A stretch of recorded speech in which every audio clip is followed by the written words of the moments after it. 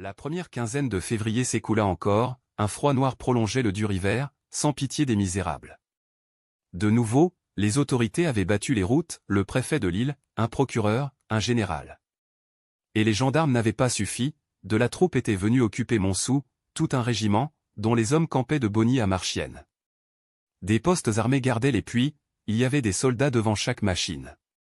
L'hôtel du directeur, les chantiers de la compagnie, jusqu'aux maisons de certains bourgeois, s'étaient hérissés de baïonnettes. On n'entendait plus, le long du pavé, que le passage lent des patrouilles. Sur le terri du Voreux, continuellement, une sentinelle restait plantée, comme une vigie au-dessus de la plaine rase, dans le coup de vent glacé qui soufflait là-haut, et, toutes les 2 heures, ainsi qu'en pays ennemis, retentissaient les cris de faction. Qui vive. Avancez au mot de ralliement. Le travail n'avait repris nulle part.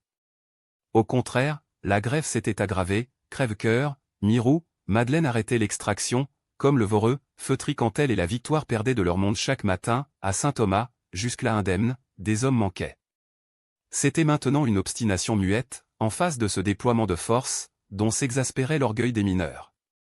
Les corons semblaient déserts, au milieu des champs de betteraves. Pas un ouvrier ne bougeait, à peine en rencontrait-on un par hasard, isolé, le regard oblique, baissant la tête devant les pantalons rouges.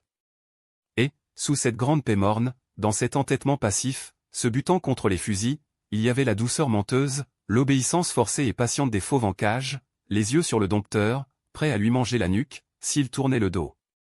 La compagnie, que cette mort du travail ruinait, parlait d'embaucher des mineurs du Borinage, à la frontière belge, mais elle n'osait point, de sorte que la bataille en restait là, entre les charbonniers qui s'enfermaient chez eux, et les fosses mortes, gardées par la troupe.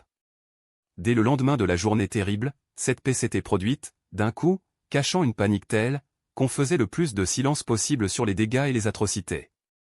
L'enquête ouverte établissait que Maigrat était mort de sa chute, et l'affreuse mutilation du cadavre demeurait vague, entourée déjà d'une légende. De son côté, la compagnie n'avouait pas les dommages soufferts, pas plus que les Grégoire ne se souciaient de compromettre leur fille dans le scandale d'un procès, où elle devrait témoigner. Cependant, quelques arrestations avaient eu lieu, des comparses comme toujours, imbéciles et ahuris, ne sachant rien. Par erreur, Pierron était allé, les menottes au poignet, jusqu'à Marchiennes, ce dont les camarades riaient encore. Rasseneur, également, avait failli être emmené entre 2 gendarmes. On se contentait, à la direction, de dresser des listes de renvoi, on rendait les livrets en masse, Maheu avait reçu le sien, Levaque aussi, de même que 34 de leurs camarades, au seul coron des 240. Et toute la sévérité retombait sur Étienne, disparu depuis le soir de la bagarre, et qu'on cherchait, sans pouvoir retrouver sa trace. Chaval, dans sa haine, l'avait dénoncé, en refusant de nommer les autres, supplié par Catherine qui voulait sauver ses parents. Les jours se passaient, on sentait que rien n'était fini, on attendait la fin, la poitrine oppressée d'un malaise. À Montsou, dès lors, les bourgeois s'éveillèrent en sursaut chaque nuit, les oreilles bourdonnantes d'un tocsin imaginaire, les narines hantées d'une puanteur de poudre. Mais ce qui acheva de leur fêler le crâne, ce fut un prône de leur nouveau curé, l'abbé Ranvier, ce prêtre maigre aux yeux de braise rouge, qui succédait à l'abbé Joire. Comme on était loin de la discrétion souriante de celui-ci, de son unique soin d'homme gras et doux à vivre en paix avec tout le monde. Est-ce que l'abbé Ranvier ne s'était pas permis de prendre la défense des abominables brigands en train de déshonorer la région? Il trouvait des excuses aux scélératesses des grévistes, il attaquait violemment la bourgeoisie, sur laquelle il rejetait toutes les responsabilités. C'était la bourgeoisie qui, en dépossédant l'Église de ses libertés antiques pour en mésuser elle-même, avait fait de ce monde un lieu maudit d'injustice et de souffrance, c'était elle qui prolongeait les malentendus, qui poussait à une catastrophe effroyable, par son athéisme, par son refus d'en revenir aux croyances, aux traditions fraternelles des premiers chrétiens. Et il avait osé menacer les riches, il les avait avertis que, s'ils s'entêtaient davantage à ne pas écouter la voix de Dieu, sûrement Dieu se mettrait du côté des pauvres, il reprendrait leur fortune aux jouisseurs incrédules, il les distribuerait aux humbles de la terre, pour le triomphe de sa gloire. Les dévotes en tremblaient, le notaire déclarait qu'il y avait là du pire socialisme, tous voyaient le curé à la tête d'une bande, brandissant une croix, démolissant la société bourgeoise de 89, à grands coups. Monsieur Hennebeau, averti, se contenta de dire, avec un haussement d'épaule, s'il nous ennuie trop, l'évêque nous en débarrassera. Et, pendant que la panique soufflait d'ainsi d'un bout à l'autre de la plaine, Étienne habitait sous terre, au fond de Réquillart, le terrier à Jeanlin. C'était là qu'il se cachait, personne ne le croyait si proche, l'audace tranquille de ce refuge, dans la mine même, dans cette voie abandonnée du vieux puits, avait déjoué les recherches. En haut, les prunelliers et les aubépines, poussés parmi les charpentes abattues du beffroi, bouchaient le trou, on ne s'y risquait plus, il fallait connaître la manœuvre, se pendre aux racines du sorbier, se laisser tomber sans peur, pour atteindre les échelons solides encore, et d'autres obstacles le protégeaient. La chaleur suffocante du goyot, 120 mètres d'une descente dangereuse, puis le pénible glissement à plat ventre, d'un quart de lieue, entre les parois resserrées de la galerie, avant de découvrir la caverne scélérate, emplie de rapines. Il y vivait au milieu de l'abondance, il y avait trouvé du genièvre, le reste de la morue sèche, des provisions de toutes sortes. Le grand lit de foin était excellent, on ne sentait pas un courant d'air, dans cette température égale, d'une tiédeur de bain. Seule, la lumière menaçait de manquer. Jeanlin qui s'était fait son pourvoyeur, avec une prudence et une discrétion de sauvage ravi de se moquer des gendarmes, lui apportait jusqu'à de la pommade, mais ne pouvait arriver à mettre la main sur un paquet de chandelles. Dès le 5e jour, Étienne n'alluma plus que pour manger. Les morceaux ne passaient pas, lorsqu'il les avalait dans la nuit. Cette nuit interminable, complète, toujours du même noir, était sa grande souffrance. Il avait beau dormir en sûreté, être pourvu de pain, avoir chaud, jamais la nuit n'avait pesé si lourdement à son crâne. Elle lui semblait être comme l'écrasement même de ses pensées. Maintenant, voilà qu'il vivait de vol. Malgré ses théories communistes, les vieux scrupules d'éducation se soulevaient, il se contentait de pain sec, reniait sa portion. Mais comment faire? Il fallait bien vivre, sa tâche n'était pas remplie. Une autre honte l'accablait, le remords de cette ivresse sauvage, du genièvre bu dans le grand froid, l'estomac vide, et qu'il avait jeté sur Chaval, armé d'un couteau. Cela remuait en lui tout un inconnu d'épouvante, le mal héréditaire, la longue hérédité de Soulry, ne tolérant plus une goutte d'alcool sans tomber à la fureur homicide. Finirait-il donc en assassin? Lorsqu'il s'était trouvé à l'abri, dans ce calme profond de la terre, pris d'une satiété de violence, il avait dormi 2 jours d'un sommeil de brute, gorgé, assommé, et l'écœurement persistait, il vivait moulu, la bouche amère, la tête malade, comme à la suite de quelque terrible noce. Une semaine s'écoula, les Maheu, avertis, ne purent envoyer une chandelle, il fallut renoncer à voir clair, même pour manger. Maintenant, durant des heures, Étienne demeurait allongé sur son foin. Des idées vagues le travaillaient, qu'il ne croyait pas avoir. C'était une sensation de supériorité qui le mettait à part des camarades, une exaltation de sa personne, à mesure qu'il s'instruisait. Jamais il n'avait tant réfléchi, il se demandait pourquoi son dégoût, le lendemain de la furieuse course au travers des fosses, et il n'osait se répondre, des souvenirs le répugnaient, la bassesse des convoitises, la grossièreté des instincts, l'odeur de toute cette misère secouée au vent. Malgré le tourment des ténèbres, il en arrivait à redouter l'heure où il rentrerait au coron. Quelle nausée, ces misérables en tas, vivant au baquet commun. Pas avec qui causer politique sérieusement, une existence de bétail, toujours le même air empesté d'oignons où l'on étouffait. Il voulait leur élargir le ciel, les élever au bien-être et aux bonnes manières de la bourgeoisie, en faisant d'eux les maîtres, mais comme ce serait long. Et il ne se sentait plus le courage d'attendre la victoire, dans ce bagne de la faim. Lentement, sa vanité d'être leur chef, sa préoccupation constante de penser à leur place, le dégageait, lui soufflait l'âme d'un de ces bourgeois qui l'exécraient. Jeanlin, un soir, apporta un bout de chandelle, volé dans la lanterne d'un roulier, et ce fut un grand soulagement pour Étienne. Lorsque les ténèbres finissaient par l'hébéter, par lui peser sur le crâne à le rendre fou, il allumait un instant, puis, dès qu'il avait chassé le cauchemar, il éteignait, avare de cette clarté nécessaire à sa vie, autant que le pain. Le silence bourdonnait à ses oreilles, il n'entendait que la fuite d'une bande de rats, le craquement des vieux boisages, le petit bruit d'une araignée filant sa toile. Et les yeux ouverts dans ce néant tiède, il retournait à son idée fixe, à ce que les camarades faisaient là-haut. Une défection de sa part lui aurait paru la dernière des lâchetés. S'il se cachait ainsi, c'était pour rester libre, pour conseiller et agir.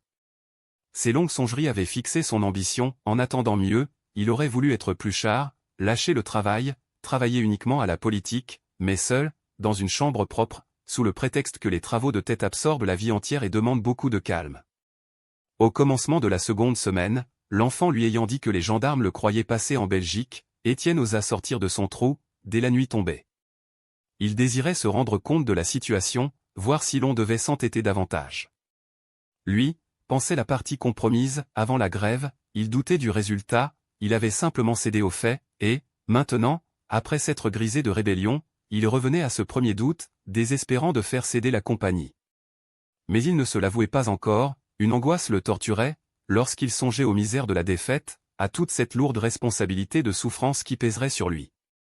La fin de la grève, n'était-ce pas la fin de son rôle, son ambition par terre, son existence retombant à l'abrutissement de la mine et au dégoût du coron? Et, honnêtement, sans bas calcul de mensonge, il s'efforçait de retrouver sa foi, de se prouver que la résistance restait possible, que le capital allait se détruire lui-même, devant l'héroïque suicide du travail. C'était en effet, dans le pays entier, un long retentissement de ruines. La nuit, lorsqu'il errait par la campagne noire, ainsi qu'un loueur de son bois, il croyait entendre les effondrements des faillites, d'un bout de la plaine à l'autre. Il ne longeait plus, au bord des chemins, que des usines fermées, mortes, dont les bâtiments pourrissaient sous le ciel blafard. Les sucreries surtout avaient souffert, la sucrerie au thon, la sucrerie Fauvel, après avoir réduit le nombre de leurs ouvriers, venaient de crouler tour à tour. À la minoterie du Tilleul, la dernière meule s'était arrêtée le 2e samedi du mois, et la corderie Bleuze pour les câbles de mine se trouvait définitivement tuée par le chômage. Du côté de Marchiennes, la situation s'aggravait chaque jour, tous les feux éteints à la verrerie Gagebois, des renvois continuels aux ateliers de construction Sonneville, un seul des 3 aux fourneaux des forges allumés, pas une batterie des fours à coque ne brûlant à l'horizon. La grève des charbonniers de Montsou, née de la crise industrielle qui empirait depuis 2 ans, l'avait accrue, en précipitant la débâcle. Aux causes de souffrance, l'arrêt des commandes de l'Amérique, l'engorgement des capitaux immobilisés dans un excès de production, se joignait maintenant le manque imprévu de la houille, pour les quelques chaudières qui chauffaient encore, et, là, était l'agonie suprême, ce pain des machines que les puits ne fournissaient plus. Effrayée devant le malaise général, la compagnie, en diminuant son extraction et en affamant ses mineurs, s'était fatalement trouvée, dès la fin de décembre, sans un morceau de charbon sur le carreau de ses fosses. Tout se tenait, le fléau soufflait de loin, une chute en entraînait une autre, les industries se culbutaient en s'écrasant, dans une série si rapide de catastrophes, que les contre-coups retentissaient jusqu'au fond des cités voisines, Lille, Douai, Valenciennes, où des banquiers en fuite ruinaient des familles. Souvent, au coude d'un chemin, Étienne s'arrêtait, dans la nuit glacée, pour écouter pleuvoir les décombres.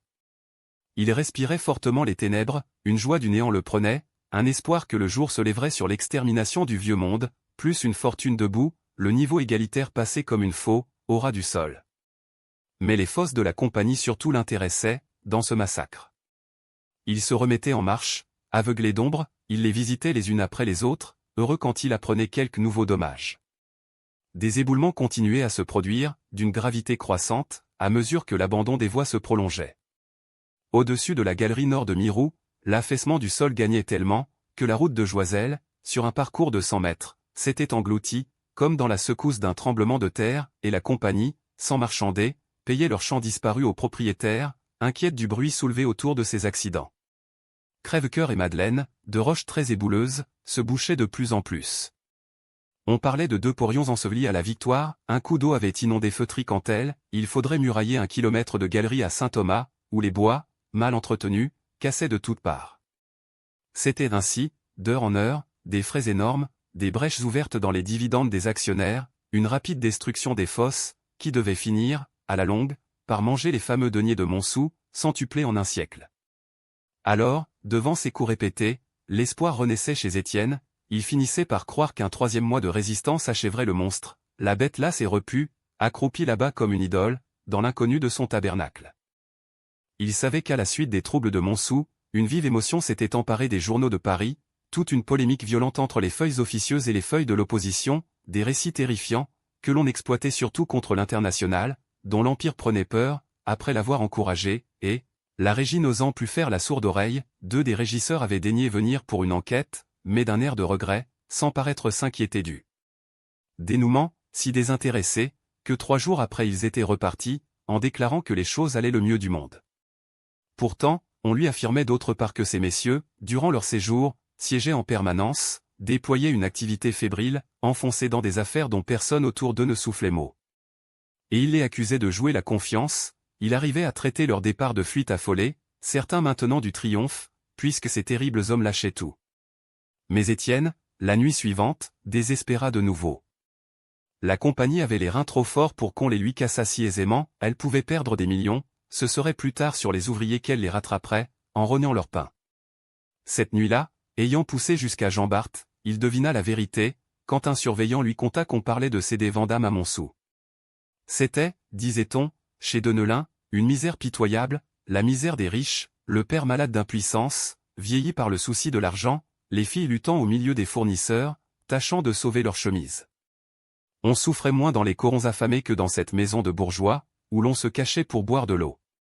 Le travail n'avait pas repris à Jean Bart, et il avait fallu remplacer la pompe de Gaston Marie, sans compter que, malgré toute la hâte mise, un commencement d'inondation s'était produit, qui nécessitait de grandes dépenses. Deneulin venait de risquer enfin sa demande d'un emprunt de 100 000 francs au Grégoire, dont le refus, attendu d'ailleurs, l'avait achevé. S'il refusait, c'était par affection, afin de lui éviter une lutte impossible, et il lui donnait le conseil de vendre. Il disait toujours non, violemment. Cela l'enrageait de payer les frais de la grève, il espérait d'abord en mourir, le sang à la tête, le cou étranglé d'apoplexie. Puis, que faire? Il avait écouté les offres. On le chicanait, on dépréciait cette proie superbe, ce puits réparé, équipé à neuf, où le manque d'avance paralysait seul l'exploitation. Bien heureux encore s'il en tirait de quoi désintéresser ses créanciers. Il s'était, pendant 2 jours, débattu contre les régisseurs campés à Montsou, furieux de la façon tranquille dont ils abusaient de ses embarras, leur criant jamais, de sa voix retentissante. Et l'affaire en restait là, ils étaient retournés à Paris attendre patiemment son dernier râle. Étienne flaira cette compensation au désastre, repris de découragement devant la puissance invincible des gros capitaux, si forts dans la bataille, qu'ils s'engraissaient de la défaite en mangeant les cadavres des petits, tombés à leur côté. Le lendemain, heureusement, Jeanlin lui apporta une bonne nouvelle. Au Voreux, le cuvelage du puits menaçait de crever, les eaux filtraient de tous les joints, et l'on avait dû mettre une équipe de charpentiers à la réparation, en grande hâte. Astérisque 446 astérisque jusque-là, Étienne avait évité le Voreux, inquiété par l'éternelle silhouette noire de la sentinelle, plantée sur le terri, au-dessus de la plaine. On ne pouvait l'éviter, elle dominait, elle était, en l'air, comme le drapeau du régiment. Vers 3 heures du matin, le ciel devint sombre, il se rendit à la fosse, où des camarades lui expliquèrent le mauvais état du cuvelage, même leur idée était qu'il y avait urgence à le refaire en entier, ce qui aurait arrêté l'extraction pendant 3 mois. Longtemps, il rôda écoutant les maillets des charpentiers taper dans le puits. Cela lui réjouissait le cœur, cette plaie qu'il fallait panser. Au petit jour, lorsqu'il rentra, il retrouva la sentinelle sur le terri. Cette fois, elle le verrait certainement. Il marchait, en songeant à ses soldats, pris dans le peuple, et qu'on armait contre le peuple. Comme le triomphe de la Révolution serait devenu facile, si l'armée s'était brusquement déclarée pour elle. Il suffisait que l'ouvrier, que le paysan, dans les casernes, se souvînt de son origine. C'était le péril suprême, la grande épouvante, dont les dents des bourgeois claquaient, quand ils pensaient à une défection possible des troupes. En 2 heures, ils seraient balayés, exterminés, avec les jouissances et les abominations de leur vie inique. Déjà, l'on disait que des régiments entiers se trouvaient infectés de socialisme. Était-ce vrai? La justice allait-elle venir, grâce aux cartouches distribuées par la bourgeoisie? Et, sautant à un autre espoir, le jeune homme rêvait que le régiment dont les postes gardaient les fosses, passait à la grève, fusillait la compagnie en bloc et donnait enfin la mine aux mineurs. Il s'aperçut alors qu'il montait sur le terri, la tête bourdonnante de ses réflexions. Pourquoi ne causerait-il pas avec ce soldat? Il saurait la couleur de ses idées. D'un air indifférent, il continuait de s'approcher, comme s'il eût glané les vieux bois, restés dans les déblais. La sentinelle demeurait immobile. Camarade, un fichu temps, dit enfin Étienne. Je crois que nous allons avoir de la neige. C'était un petit soldat, très blond, avec une douce figure pâle, criblée de taches de rousseur. Il avait, dans sa capote, l'embarras d'une recrue. Oui, tout de même, je crois, murmura-t-il. Et, de ses yeux bleus, il regardait longuement le ciel livide, cette aube enfumée, dont la suie pesait comme du plomb, au loin, sur la plaine. Qu'ils sont bêtes, de vous planter là, à vous geler les os. Continua Étienne. Si l'on ne dirait pas que l'on attend les Cosaques. Avec ça, il souffle toujours un vent, ici. Le petit soldat grelottait sans se plaindre. Il y avait bien une cabane en pierre sèche, où le vieux Bonnemort s'abritait, par les nuits d'ouragan, mais, la consigne étant de ne pas quitter le sommet du terri, le soldat n'en bougeait pas, les mains si raides de froid, qu'il ne sentait plus son arme.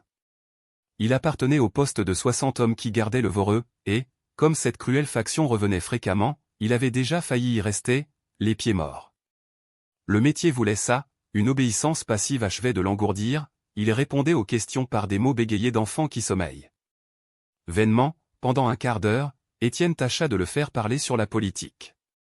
Il disait oui, il disait non, sans avoir l'air de comprendre, des camarades racontaient que le capitaine était républicain, quant à lui, il n'avait pas d'idée, ça lui était égal. Si on lui commandait de tirer, il tirerait, pour n'être pas puni. L'ouvrier l'écoutait, saisi de la haine du peuple contre l'armée, contre ses frères dont on changeait le cœur, en leur collant un pantalon rouge au derrière. Alors, vous vous nommez ? Jules. Et d'où êtes-vous ? De Plogoff, là-bas. Au hasard, il avait allongé le bras. C'était en Bretagne, il n'en savait pas davantage. Sa petite figure pâle s'animait, il se mit à rire, réchauffé. J'ai ma mère et ma sœur. Elles m'attendent bien sûr. Ah. Ce ne sera pas pour demain. Quand je suis parti, elles m'ont accompagné jusqu'à Pont-l'Abbé. Nous avions pris le cheval au Le Palmec, il a failli se casser les jambes en bas de la descente d'Audierne. Le cousin Charles nous attendait avec des saucisses, mais les femmes pleuraient trop, ça nous restait dans la gorge. Ah. Mon Dieu. Ah. Mon Dieu. Comme c'est loin, chez nous. Ses yeux se mouillaient, sans qu'il cessât de rire.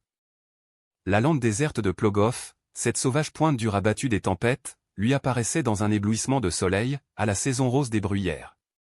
Dites donc, demanda-t-il, si je n'ai pas de punition, est-ce que vous croyez qu'on me donnera une permission d'un mois, dans 2 ans ? Alors, Étienne parla de la Provence, qu'il avait quittée tout petit. Le jour grandissait, des flocons de neige commençaient à voler dans le ciel terreux. Et il finit par être pris d'inquiétude, en apercevant Jeanlin qui rôdait au milieu des ronces, l'air stupéfait de le voir là-haut. D'un geste, l'enfant le hélait. À quoi bon ce rêve de fraterniser avec les soldats ? Il faudrait des années et des années encore, sa tentative inutile le désolait, comme s'il avait compté réussir.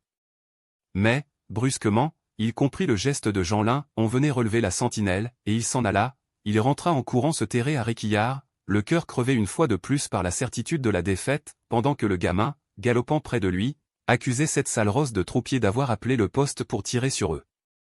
Au sommet du terri, Jules était resté immobile, les regards perdus dans la neige qui tombait. Le sergent s'approchait avec ses hommes, les cris réglementaires furent échangés. Qui vive. Avancez au mot de ralliement. Et l'on entendit les pas lourds repartir, sonnant comme en pays conquis. Malgré le jour grandissant, rien ne bougeait dans les corons, les charbonniers se taisaient et s'enrageaient, sous la botte militaire.